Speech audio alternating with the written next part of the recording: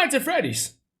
That sound familiar? I feel like it's pretty well known around the world to this day. You know, you got plenty of merchandise in Target, freaking Hot Topic, Walmart, GameStop, freaking the Play Store. It's everywhere. It's just crazy to think about because before jump scares became reaction clips, before the lore had 3 million views, before the movies came around, before all of this, there was just a kid sitting in front of a monitor in a security office thinking, animatronics?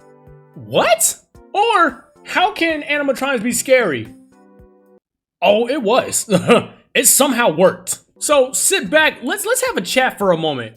Cause we're going back to Five Nights at Freddy's like it's 2014 again. Back where it all started. It was 2014. I was 13 cause it was around my birthday when I think it dropped. Cause my birthday's in August. I was about to go into high school, but I was in middle school at the time.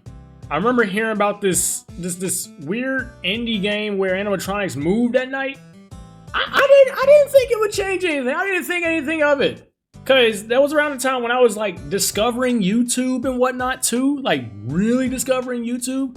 Cause that's when I was watching, I guess, the last thing I remember, PewDiePie. I just thought of something. 2014? What you think? You gonna call me old or something?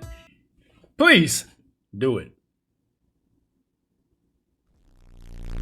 But yeah, so I was on YouTube one day and I was just minding my own business. And then I see this guy named Markiplier dropping this thumbnail. I see that thumbnail and I'm like, what is that? What? Like, what am I looking at? What is this? And then,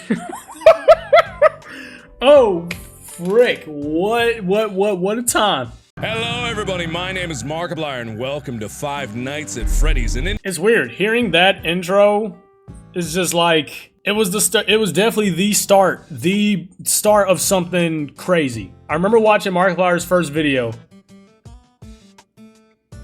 I'm not gonna lie.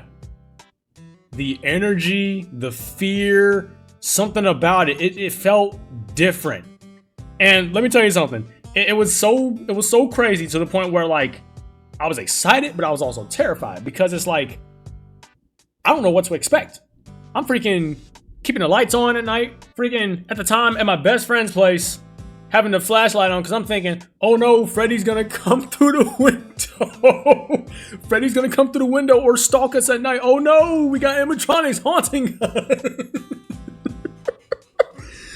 Oh my gosh, bro. But nah, Markiplier playing the game though, it made me think, dang, like, I kind of want to do that too. Cause again, when I was discovering YouTube, I thought it was the coolest thing to make YouTube videos, you know what I'm saying? Or even watching, who's this guy I used to watch? Kobaner Monty 456. I doubt y'all even remember that name. But yeah, watching Markiplier's video, it really had me thinking like, dang, I really want to do that too. Like, I thought it was the coolest thing watching people have the webcam, play the game, upload the game, get their reactions, have the reaction. Like some people freaking fake it, but some people have genuine reactions, like genuine like fear to like certain things or whatnot, you know? And at the time I thought, dang, I kind of want to do that too, you know? And at the time it was just to play games, but now it's not just to play games, but I want to create. Now, there was a time where Markiplier, I think it was around when he was playing Sister Location. I'm not trying to be cocky or nothing, because you got to remember, at the time when he dropped Sister Location, actually, when did he drop Sister Location? It was 2016. I was 15 when he dropped this video. And let me tell you something. I was so desperate to get back home, because I was in school. I was in school, bro. It was freshman year. I was so desperate. I was so desperate to get back home to try and make a video and upload it before him. Because I didn't know anything about the YouTube algorithm at the time. And I wanted to upload a video before him so bad. Because I was like, oh, I want the views. And then he dropped the video. And I was so upset that day. I'm okay to tell these embarrassing stories. Like, bro, it was so dumb at the time. I'm not trying to be cocky or nothing. I promise you, it's actually such a stupid story. I was I was a freshman freshman in high school. I thought I was gonna freaking like beat him to it, and I thought I was gonna get all those views, but nah, bro, that's not how it works. I learned that. Yep, it was a part of me that thought, you know, one day I'll be bigger. You know, I'll be bigger than him. Not to replace him or nothing, but to prove to myself that I could. But back in the time of Five Nights at Freddy's, before all the like, you know, the clips and this, that, the third, all the shorts and all that. There was a time of the freaking teasers, bro. Oh my gosh, the freaking teasers. Do you remember ScottGames.com? I'm pretty sure the first Five Nights teaser he dropped on his website was talking about the sequel, Five Nights at Freddy's 2, the grand reopening. Freaking everybody was all over these teaser images from FNAF 2, and then the biggest one, Five Nights at Freddy's 3, that one Springtrap picture everyone thought was freaking Golden Freddy. Like, what? I'll be honest, I was on that train because everyone was trying to figure out what was going on. And then you got Five Nights 4, then Sister Location. I thought Sister Location was the coolest thing I've ever seen. I'm not gonna lie to you. And then Five Nights at Freddy's 4, that was also cool too. I didn't pay attention much after that because it wasn't, I mean, I didn't think too much about it. Although FNAF World was interesting. But people were literally playing detectives. People were literally going through the images, looking at the codes, trying to figure out and decipher what's gonna happen, this, that, and the third, trying to figure out, you know, what's next in the Five Nights storyline and what's really going on. Because I'm pretty sure Five Nights 4 and Sister Location is where the story really, like, kind of took off. Now, let me tell you another thing. There was freaking Five Nights at Freddy's 4. When Five Nights at Freddy's 4 was getting ready to drop, Razbzowski, he uploaded this demo gameplay of him playing Five Nights at Freddy's 4, and it was the craziest thing.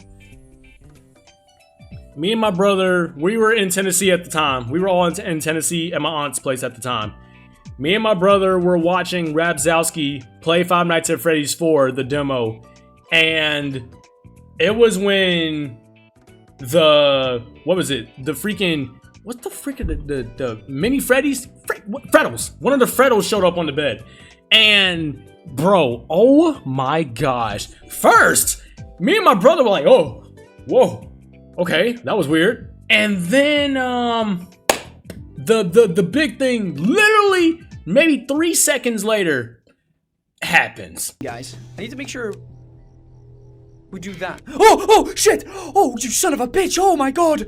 Oh, things are starting to move now. Oh, things are starting to move now. Oh my god. I think you can take a wild guess what me and my brother did after that. I freaking hit a back. I'm freaking sitting on the ground crisscross after I'm like this from the Freddle, and then I lean back into the TV. My brother's like kind of close too. We're like, and then that happens. Bonnie's jump scare happens. I've never hit a backflip before. I hit a backflip. He screamed. I was screaming too. And my auntie got so mad. She got so mad trying to figure out who's doing all that screaming, what's going on, and yo, it was so bad, bro. But Five Nights at Freddy's, bro, it was so good. It was so good. It was like history was literally happening in real time. I thought it was interesting. And then, you know what the craziest thing is too? I think it was around this time when like fan games really started blowing up. Of course, obviously you had freaking Treasure Island, Five Nights at Wario's. What's another one that was like really old? Freaking, I think those were the only two at the time. But then you had games like The Joy of Creation dropping, Five Nights at Candy's, Pop Goes, One Night at Flumpty's. Oh my gosh. And then of course Gmod too. Who could forget Gmod? Literally, it was the craziest thing at the time. Five Nights at Freddy's was basically becoming a movement in its own way. Like, you had just a wave of things coming out. You had, you know, the games, the fan games, and the music videos. I mean, like, you know, Markiplier's Five Nights the Musical, the Living Tombstone when they were dropping their stuff. It's literally one of those things where it's like, you just had to be there when it was happening. The music was everywhere. Like, let's be so fair. If you were part of the Five Nights community, you couldn't escape it. Every animation channel was making something. Like, you know, like, other people playing the games and then making animated shorts or videos reacting to their gameplay. Like, literally, when I was in high school, bro, it was just like, I was up late watching theories, like, trying to figure stuff out, trying to understand what the FNAF timeline was supposed to be and whatnot. Even in school, talking about it and whatnot. But I'm gonna be honest, in high school, I was a popular loner, as they would say. Because of track and field. If I wasn't in track and field, I still would have been a popular loner. I'm being so for real. And then, I'll be honest, guilty. When I got some of the Five Nights games, I definitely put viruses on some of the computers I had. Cause I didn't know that Five Nights at Freddy's was on Steam. I don't even think I knew Steam existed. I would be exhausted in class and whatnot, but I honestly didn't care because at the time it was just, it was fun. It was cool. Like, it was genuinely like, it was really fun to be around, you know what I'm saying? It was nice to be a part of that community. Now, to tell you, around when I got into high school, I would say like maybe my sophomore year or so going up, that was around the time when I genuinely started really experimenting with YouTube and whatnot. Like, even going through the channel page, I'm literally laughing at myself because I'm like, I had no idea what I was doing, but I knew one thing was for sure, I definitely wanted to make content. I love creating. From constantly drawing comics in class, not really paying attention, but still somehow getting good grades anyway. I don't even know how. But from drawing comic books in class to coming home, figuring out, ooh, how can I become the next big YouTuber, to trying to figure out what kind of equipment, this, that, and the third I could do. When I thought I knew what I was doing, but I really didn't, I'm gonna be honest with you. Like, I thought an old computer or a gaming case had all the components I needed to do what I wanted it to do. And no. Like, I talked to my parents and they bought me, like, you know, a microphone, a webcam. There was a time where I didn't even have a microphone. I didn't even have a webcam.